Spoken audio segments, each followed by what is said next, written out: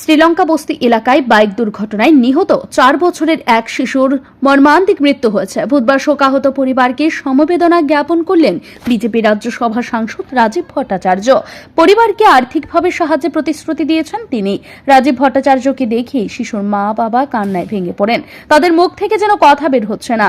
4 বছরের সন্তানকে হারিয়ে এক প্রকার দিশেহারা শিশুর মা বাবা। পরিবার এবং আশপাশ এলাকার মানুষ সেখানে ভিড় জমায়।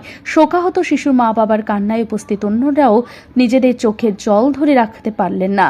শোকসন্তপ্ত পরিবার পরিজনদের প্রতি সমবেদনা জ্ঞাপন করে রাজীব ভট্টাচার্য সাংবাদিকদের মুখোমুখি হয়ে বলেন, এই ঘটনা অত্যন্ত বেদনাদায়ক। তার কাছে ভাষা নেই কিভাবে শিশুর মা বাবাকে তিনি এই বিষয়ে কিছু বলবেন। শিশুটির মা ও বাবা দুজনেই একেবারে ভেঙে পড়েছেন। পাশাপাশি তিনি বলেন, এই পরিবারটি যাতে কিছুটা হলেও আর্থিক সাহায্য পেতে পারে এর জন্য তিনি মুখ্যমন্ত্রীর সঙ্গে কথা বলবেন। 4 বছরের শিশুর যান দুর্ঘটনায় মৃত্যুর ঘটনাকে কেন্দ্র করে গোটা এলাকা জুড়ে চরম উত্তেজনা বিরাজ করছে। তবে রাজ্যে যেভাবে যান দুর্ঘটনা বেড়ে চলেছে তাতে করে মানুষ এখন ঘর থেকে বের হতে সাহস করছেন না। ঘর থেকে বের হলে আবার জীবন্ত অবস্থায় বাড়ি ফেরা যাবে কিনা এ নিয়েও মানুষের মধ্যে একটা আতঙ্ক বিরাজ করছে।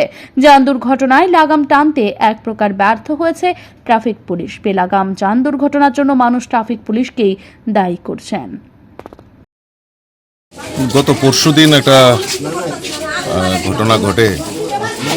4 বছরের একটা শিশু বাইক অ্যাক্সিডেন্টে মৃত হয় এবং এটা খুব মর্মান্তিক।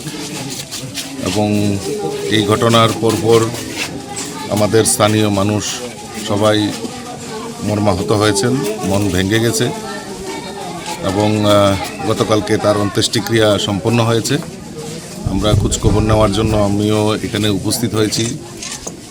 তো তাদের পরিবারের প্রতি সমবেদনা জ্ঞাপন করছি। সমবেদনা জানানোর জন্যই আমরা সবাই একত্রিত হয়েছি এবং এই কাণ্ডের সঙ্গে যে জড়িত তাকেও ইতিমধ্যে পুলিশ অ্যারেস্ট করেছে। ব্যুরো রিপোর্ট, ঋদ্ধি নেটওয়ার্ক।